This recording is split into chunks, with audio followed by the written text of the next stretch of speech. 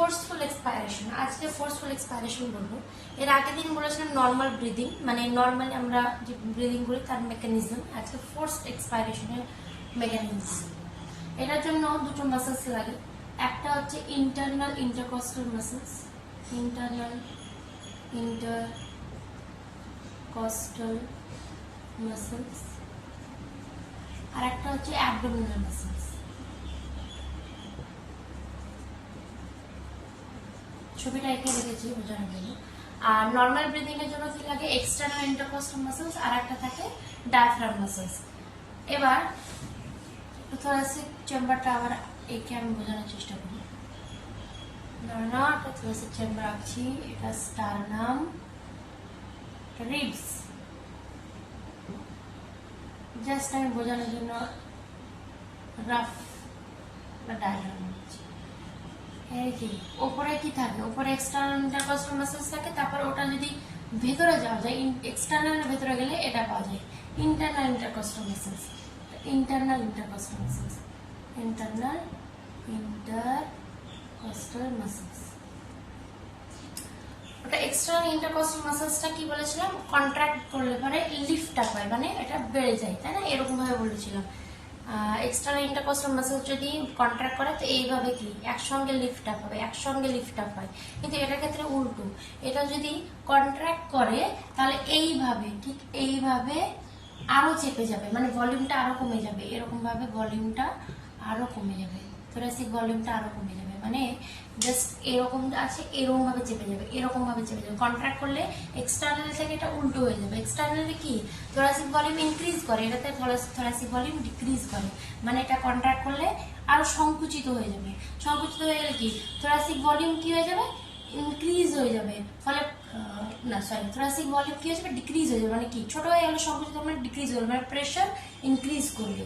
তাহলে এটা কন্ট্রাক্ট করলে কি হবে? কন্ট্রাক্ট করলে হবে ডিক্রিজ থোরাসিক ভলিউম,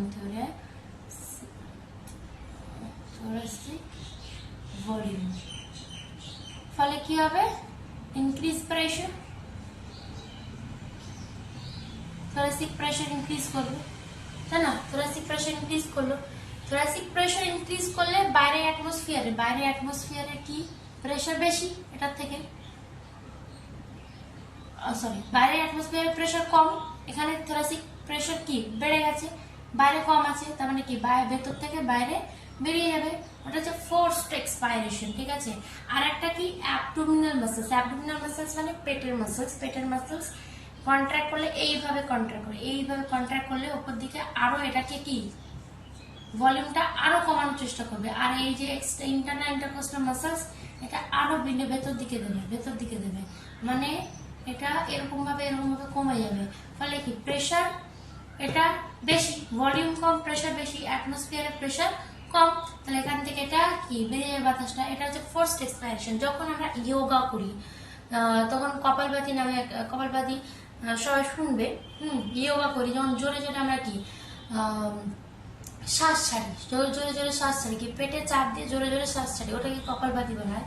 জোরে শ্বাস ছাড়ি, তার মানে কি ফোর্সড এক্সপাইরেশন। নর্মাল ব্রিদিং তো আমরা যখন কপালভাতি করি তখন কি ফোর্সড এক্সপাইরেশন করি, তাই না?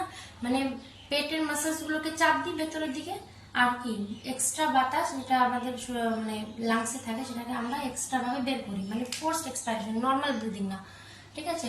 তাহলে নর্মাল ব্রিদিং এ কি এক্সটার্নাল ইন্টারকস্টাল মাসেলস কন্ট্রাক্ট করলে লিফট আপ হয়।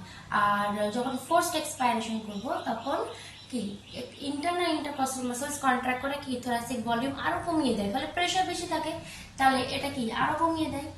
আর এখানে অ্যাবডোমিনাল মাসেলস কি এখানে চাপ দিচ্ছে, ফলে উপরের দিকে এই থোরাসিক চেম্বারকে আরো উপরের দিকে চাপ দিচ্ছে। আর ইন্টারনাল ইন্টারকস্টাল মাসেলস এটাকে আরো এইদিকে সংকুচিত করছে, মানে এটা সংকুচিত হচ্ছে। ফলে কি এখানকার কি ভলিউমটা ডিক্রিজ করলো, প্রেশার ইনক্রিজ করলো। তাহলে অ্যাটমসফিয়ারের প্রেশার কম আর এখানকার প্রেশার বেড়ে গেল, তাহলে ভেতর থেকে বাইরে বাতাস বেরিয়ে গেল, মানে এক্সপাইরেশন হলো, তাই না? তাহলে এটা হচ্ছে ফোর্সড এক্সপাইরেশনের মেকানিজম, ঠিক আছে? এইটুকু। এবার আমরা জানবো কোনটা অ্যাক্টিভ প্রসেস, কোনটা প্যাসিভ প্রসেস, তাই না? আমরা যখন ইন্সপাইরেশন করছি কিভাবে, যখন 1 নম্বর কি, প্রথমে ডায়াফ্রাম মাসেলস কন্ট্রাক্ট করে, ডায়াফ্রাম মাসেলস কন্ট্রাক্ট করে কি এরকম ডম শেপ থাকে, ফ্ল্যাট হয়ে যায়, ঠিক আছে। তারপরে থোরাসিক ভলিউম এরকম থেকে এইভাবে বেড়ে যায় এদিকে। আর 2 নম্বর হচ্ছে এক্সটার্নাল ইন্টারকস্টাল মাসেলস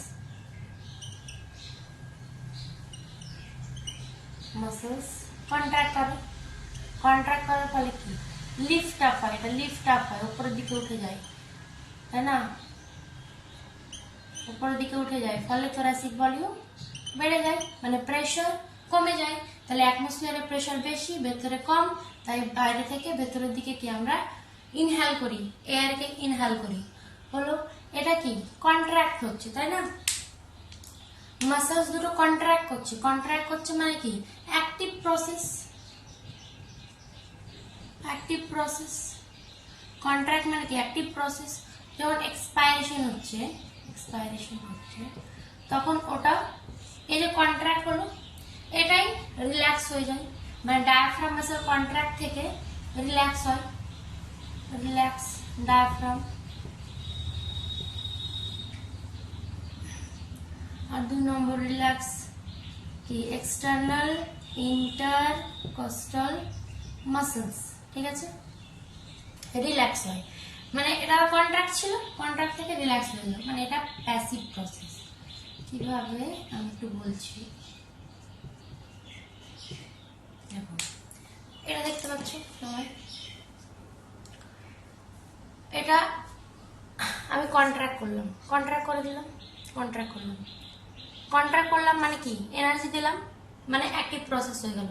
এটার ক্ষেত্রে চুপসে যাচ্ছে, কিন্তু এটার মেকানিজম আমি বলেছি, এটা কি লিফট আপ হয়ে যাবে, মানে ভলিউমটা বেড়ে যাবে, প্রেশার কমে যাবে, ঠিক আছে। এটা কি কন্ট্রাক্ট করলাম, ছেড়ে দিলাম, রিল্যাক্স হয়ে গেল, নিজের অবস্থায় রিগেন করে দিল। দেখো কন্ট্রাক্ট করলাম, ছেড়ে দিলাম, নিজে কি রিল্যাক্স হয়ে গেল, নিজেই কি আবার নর্মাল পজিশনে চলে, এটা একটা নর্মাল পজিশন, কন্ট্রাক্ট করে দিলাম, আবার নিজে নর্মাল পজিশনে এলো, মানে কি যখন নর্মাল পজিশনে এলো তার মানে আমি হাতই তো লাগাইনি, তাই না, মানে প্যাসিভ প্রসেস, এটা নিজে হচ্ছে, রিল্যাক্স হচ্ছে। আর এটা কি নর্মাল পজিশন মানে এরকম ছিল, নর্মাল পজিশন, এটা কন্ট্রাক্ট করে বাড়ালাম, কন্ট্রাক্ট করে বাড়িয়েছি, ঠিক আছে, তার মানে কি অ্যাক্টিভ প্রসেস, এটা প্যাসিভ প্রসেস, ঠিক আছে। এবার যেটা ফোর্সফুল এক্সপাইরেশন এখনই বললাম, সেটা কি প্রসেস, ফোর্সড এক্সপাইরেশন, ওটা কি প্রসেস, ওটাও তো ইন্টারনাল ইন্টারকস্টাল মাসেলস কি কন্ট্রাক্ট হচ্ছে, তাই না, ইন্টারনাল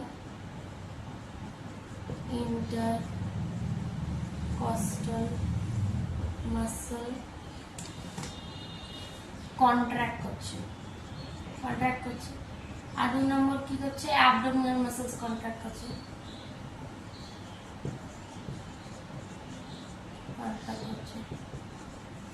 এটা কি কন্ট্রাক্ট করছে কি না, এটা নর্মাল পজিশন, এবার দেখো এটার সাথে মিলে যাবে, এটা নর্মাল পজিশন, এটাকে কন্ট্রাক্ট করিয়ে কি ভলিউমটা কমিয়ে দিয়েছে, মানে প্রেশার বেশি হয়ে গেছে, ছেড়ে দিলাম, রিগেন হয়ে গেল, মানে এটা কি অ্যাক্টিভ প্রসেস, তাহলে অ্যাক্টিভ প্রসেস হয়ে গেল।